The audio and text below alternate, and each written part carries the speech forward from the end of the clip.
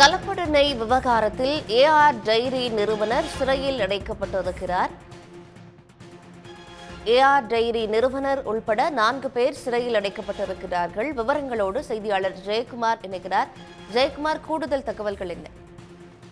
திருப்பதி ஏழுமலையான் கோயில் மற்றும் அதனை சார்ந்த துணை கோவில்களில் பூஜைகளுக்கு மற்றும் தினந்தோறும் 4 லட்சம் லட்டுகள் தயார் செய்வதற்காக தேவஸ்தானம் சார்பில் ஒவ்வொரு ஆண்டும் 3 கட்டமாக நெய் டெண்டர் விடப்பட்டு பெறப்படுகிறது. அவ்வாறு கடந்த ஆண்டு மே மாதம் டெண்டர் விடப்பட்டதில் திண்டுக்கல்லை சேர்ந்த ஏஆர் டைரி நிறுவனம் 1 கிலோ நெய் 319 ரூபாய் என்ற விலையில் 10 லட்சம் கிலோ நெய் சப்ளை செய்வதற்காக டெண்டர் எடுத்துக்கொண்டனர். இந்த நிறுவனத்தின் பெயரில் கடந்த ஆண்டு ஜூன் மற்றும் ஜூலை ஆகிய 2 மாதங்களில் 4 டேங்கர்களில் தேவஸ்தானத்திற்கு நெய் சப்ளை செய்யப்பட்டது. இந்த நெய்யில் கலப்படம் செய்யப்பட்டிருப்பதை தேவஸ்தான அதிகாரிகள் சந்தேகித்தனர். இதற்காக குஜராத்தில் உள்ள தேசிய பால்வள மேம்பாட்டு ஆணையத்தின் ஆய்வகத்திற்கு நெய் மாதிரிகள் அனுப்பி வைக்கப்பட்டது. இந்த ஆய்வகத்தில் கலப்படம் செய்யப்பட்டது உறுதி செய்யப்பட்டதை அடுத்து தேவஸ்தான அதிகாரிகள் திருப்பதி கிழக்கு காவல் நிலையத்தில் கடந்த ஆண்டு செப்டம்பர் 25ஆம் தேதி புகார் அளித்ததன் பேரில் போலீசார் வழக்கு பதிவு செய்தனர். இந்நிலையில் இந்த வழக்கு உச்சநீதிமன்றத்தில் சென்ற நிலையில் உச்சநீதிமன்றம் இந்த வழக்கை சிறப்பு விசாரணைக்காக உத்தரவிட்டனர். இதற்காக சிபிஐ ஹைதராபாத் பிரிவு இணை இயக்குனர் வீரேஷ் பிரபு, விசாகப்பட்டினம் விசாகப்பட்டினம் சிபிஐ எஸ்பி முரளி ராம்பா மற்றும் விசாகப்பட்டினம் டிஐஜி கோபிநாத் ஜெட்டி, குண்டூர் ஐஜி திரிபாதி மற்றும் உணவு கட்டுப்பாட்டுத்துறை அதிகாரி சத்யகுமார் பாண்டே தலைமையில் சிறப்பு விசாரணை குழு உத்தரவிட்டனர். இந்த விசாரணை குழு கடந்த ஆண்டு நவம்பர் முதல் தொடர்ந்து விசாரணை மேற்கொண்டனர். முதலில் இந்த திருமலை திருப்பதி தேவஸ்தானத்திற்கு நெய் சப்ளை செய்த திண்டுக்கல்லில் உள்ள ஏஆர் டைரி பால் பண்ணைக்கு சென்று விசாரணை மேற்கொள்ளப்பட்டது. இந்த விசாரணையில்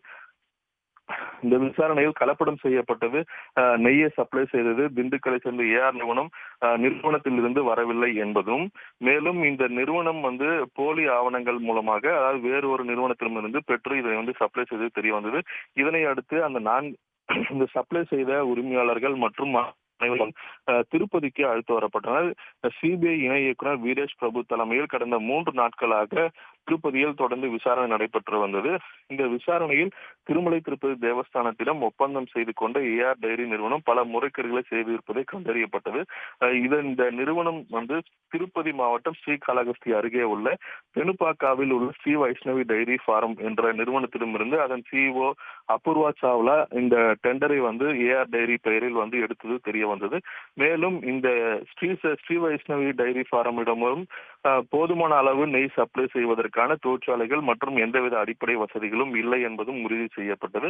இவர்கள் இருவரும் சேர்ந்து உத்தராகண்டில் உள்ள polo Baba organic private limited என்னும் நிறுவனத்திடமிருந்து இந்த நெய்களை சப்ளை செய்தது தெரிய வந்தது. தேவஸ்தானத்திற்கு சப்ளை செய்திருந்தது. அந்த போலோ பாபா நிறுவனத்திடமும் நெய் சப்ளை செய்வதற்கான போதிய வசதிகள் இல்லை. இவர்களும் மற்ற இடங்களில் இருந்து நெய்யை கொள்முதல் செய்து தேவஸ்தானத்திற்கு வழங்கி வந்துள்ளனர். இவர்கள் 350 ரூபாய்க்கு பல இடங்களில் நெய் கொள்முதல் செய்துள்ளனர். அதனை வைஷ்ணவி டைரி மூலமாக ஏஆர் டைரி என்ற பெயரில் தேவஸ்தானத்திற்கு 319 ரூபாய்க்கு வழங்கியுள்ளனர். இந்த 355 ரூபாய்க்கு கொள்முதல் செய்யப்பட்ட நெய் தேவஸ்தானத்திற்கு எவ்வாறு 319 ரூபாய்க்கு வழங்கப்பட்டது, அவ்வாறு வழங்கப்படக்கூடிய நிலையில் இந்த நெய்யில் கலப்படம் செய்யவில்லையா என்று சிபிஐ அதிகாரிகள் நெய் சப்ளை செய்தவரிடம் கேட்டனர். அதற்கு அவர்களிடமிருந்து எந்தவித பதிலும் கிடைக்கவில்லை. இதனை அடுத்து நெய் சப்ளை, அதாவது மார்க்கெட்டில் 1 கிலோ நெய் 500 ரூபாய்க்கு விற்பனை செய்யப்படக்கூடிய நிலையில் 320 ரூபாய்க்கு எவ்வாறு நெய் சப்ளை செய்வதாக நீங்கள் டெண்டர் பெற்றீர்கள், இதில் கலப்படம் செய்யப்படவில்லை என்பதை நீங்கள் எவ்வாறு உறுதி செய்கிறீர்கள் என்று கேட்டனர். அதற்கும் அவர்களிடமிருந்து எந்தவித பதிலும் வரவில்லை.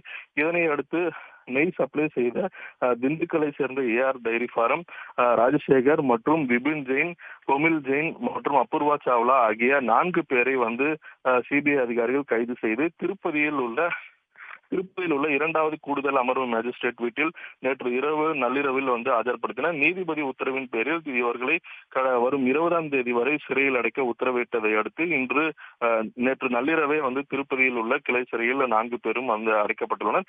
மேற்கொண்டு இந்த விசாரணை எவ்வாறு செல்லும் என்பது சிபிஐ அதிகாரிகள் அவர்களை மீண்டும் காவலில் எடுத்து விசாரிப்பதற்கான வாய்ப்புகள் இருப்பதாக கூறப்படுகிறது. உடனுக்குடன் செய்திகளை தெரிந்து கொள்ள சன் நியூஸ் பெல் ஐகானை கிளிக் பண்ணுங்க.